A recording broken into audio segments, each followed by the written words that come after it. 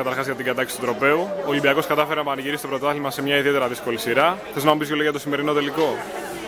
Γενικά νομίζω το παιχνίδι ήταν πολύ αγχωτικό για τις δύο ομάδες. Ότι εντάξει δεν ήταν πολύ καλό το παιχνίδι, θεωρώ, κατά τη γνώμη μου, από το προηγούμενο αφήνοντας. Υπήρχε πολύ άγχος και τις δύο ομάδες. Τελικά κατέληξε ισοπαλία στη διάμετρη διάρκεια, πήγε στα πέναλτι. Στα πέναλτι ήταν μια χρήση με πολύ ανεβασμένη ψυχολογία.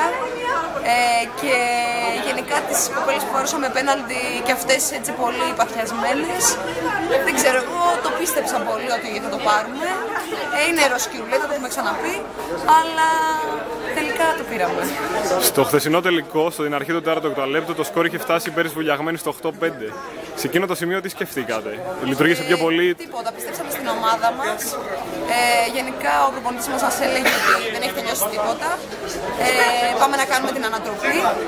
Έτσι και έγινε, ήρθαμε εδώ στον πέμπτο παιχνίδι του τελικού και κάναμε την ανατροπή και θεωρώ ότι δείχνει και λίγο την ποιότητα της ομάδας, γιατί μην ξεχνάμε ότι η Βουλιαγμένη είναι μια πάρα πολύ καλή ομάδα, μια ομάδα που φέτος πήγε στο τελικό του Champions Cup και έχει κάποιες από τις καλύτερες παίκτριες, αν όχι της Ελλάδας, μόνο από του κόσμου, και θεωρώ ότι υστερούσαμε σε κάποια σημεία, στην εμπειρία ειδικά, γι' αυτό ότι κάναμε μεγάλη ανατροπή και ότι νικήσαμε μια ομάδα δύο συνεχόμενες φορές και ειδικά εδώ πέρα, στην έδρα της, ήταν πάρα πολύ δύσκολο.